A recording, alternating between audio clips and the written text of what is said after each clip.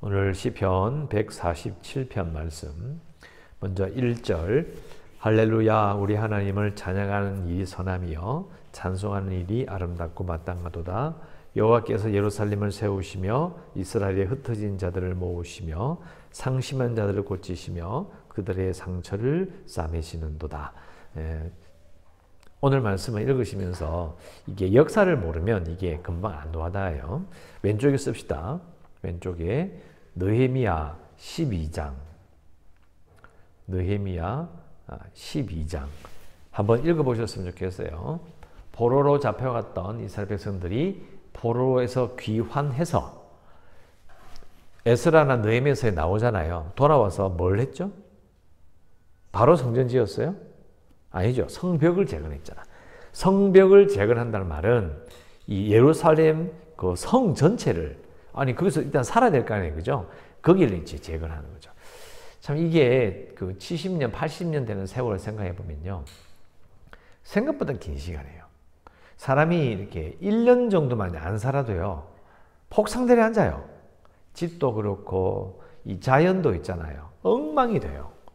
그러니까 70년 뒤에 돌아왔던 그 이스라엘 백성들 입장에서는 정말 기분이 정말 이거 정말 얼마나 실망했을지 몰라. 절망했을 거예요.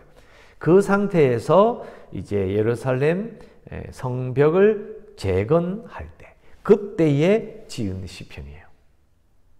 그래서 그걸 이해하면 이제 요 구절 전체를 이해할 수 있죠. 그래서 시편 147편은 1절, 2절, 3절이 제일 중요한 내용입니다.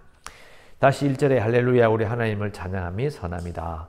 찬송하는 일이 아름답고 마땅하다. 자, 선하다는 말은 영어로 보면 그냥 좋다는 거예요. 그냥 하나님을 찬양하는 일이 참 좋아. 왜 좋은데요? 그죠? 그래서 제가 말씀드리잖아요. 신명기를 알면 신명기 그 조약으로 말미암아 이스라엘 백성들이 조약을 깨고 사실은 어떻게 됐어요? 포로로 잡혀갔잖아요. 돌아왔어요. 그러니까 왜 하나님을 찬양하는 일이 선할까? 왜 찬송하는 일이 아름답고 마땅할까? 자, 선하는 게 왜 선한지 이야기해야 되고요. 왜 마땅하냐고요. 왜 마땅하다는 말이 뭐죠? 그게 바르다는 거예요. 왜 바른데요? 우리 역사를 모르면 이게 그냥 하나님을 찬양하는 일이 선하구나 이러고 지나가 버리는 거예요.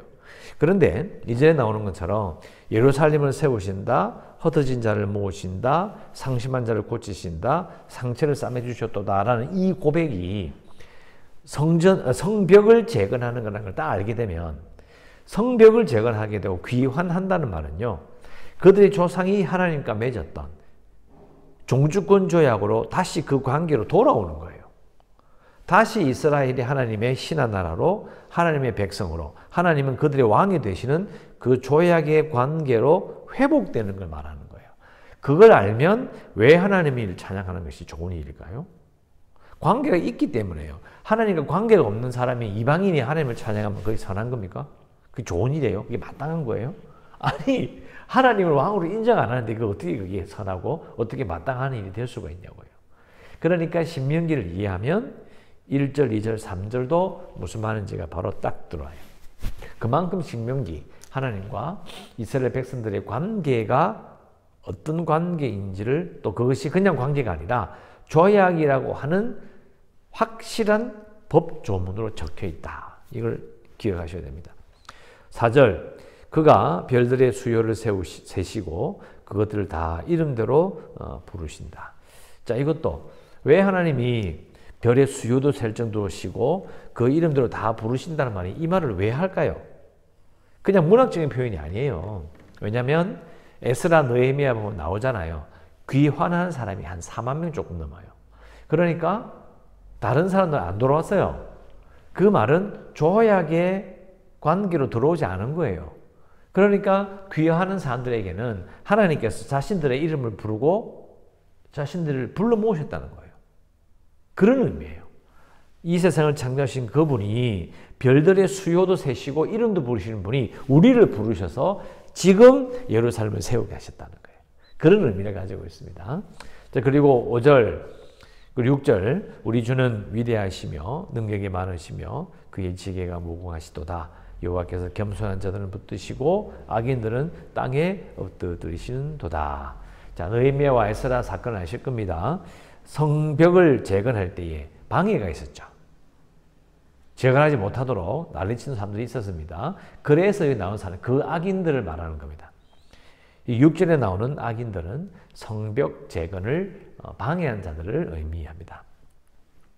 그리고 7절 감사함으로 여호와께 노래하며 수금으로 하나님께 찬양할지어다. 뭘 찬양하느냐? 8절 9절 나오잖아요. 그가 구름으로 하늘을 덮으시며 땅을 위하여 비를 준비하시며 산에 풀이 자라게 하셨고 들짐승과 우는 까마귀 새끼에게 먹을 것을 주시는도다.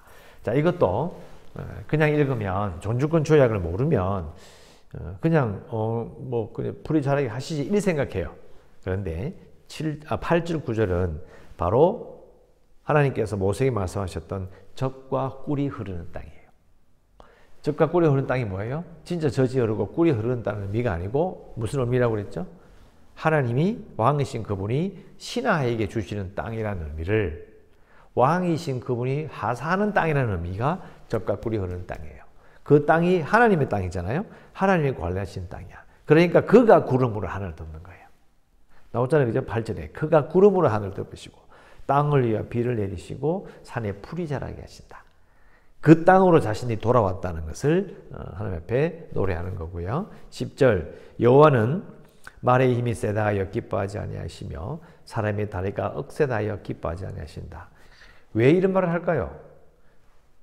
귀환한 포로기에서 귀환한 포로들은요 말이 없어요. 말이 있을 수 있겠어요? 없잖아요. 그러면 사람이 다리가 억세다. 훈련된 군대가 없어요. 숫자도 적어요. 4만 명 가지고 어떻게 나라를 만들어요. 그러니까 이 10절의 이 말이 얼마나 중요한 말이겠어요. 하나님께서는 너희들이 말이 없다고 해서 너희들이 강한 군대가 아니고 훈련된 자들이 아니라고 했어서 그거 뭐라고 하지 않으신다. 걱정하지 마라. 위로인 거예요. 위로.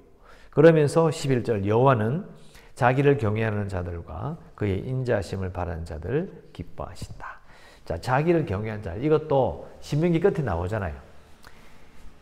하나님의 명령과 교례와 법도를 지켜 행하고 하나님을 경외하기를 배우게 하라. 누구에게? 너희들의 자손의 자손의 자손들에게 딱 되어 있잖아요. 그러니까 이 자기를 경외하는 자를 기뻐하시다 이 말이 사실은 또 신명기와 연결되어 있는 거죠. 그러면서 그의 인자하심을 바란다. 자, 인자하심이라는 번역은 영어로는요. 실패하지 않는 사랑이에요. 하나님의 사랑이 실패하십니까? 실패하지 않잖아요. 그죠?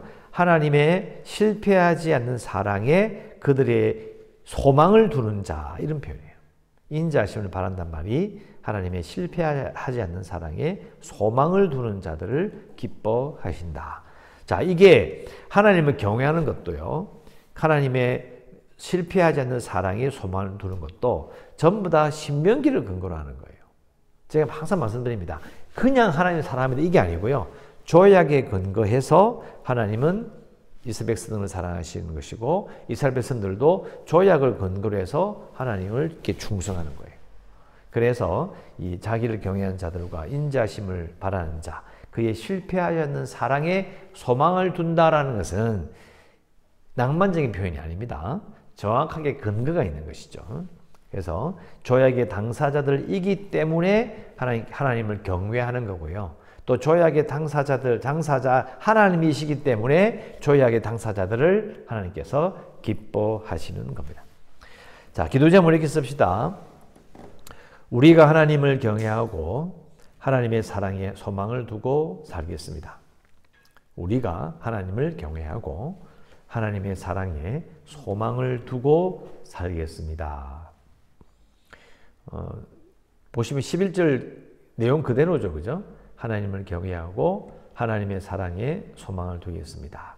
마지막으로 우리를 기뻐해 주시기를 원합니다. 이렇게 기도하면 되겠습니다. 우리를 기뻐해 주시기를 원합니다. 라고 기도하시고요. 우리의 교회가 구원의 방주가 될 수 있도록 또 재개발을 위해서도 코로나19를 위해서도 연약한 성도들, 선교지와 이 나라와 북한의 문제와 또 생업의 문제에서 기도하시고 오늘도 하나님의 은혜 가운데 살아가시기를 주의 이름으로 축원합니다. 기도하겠습니다.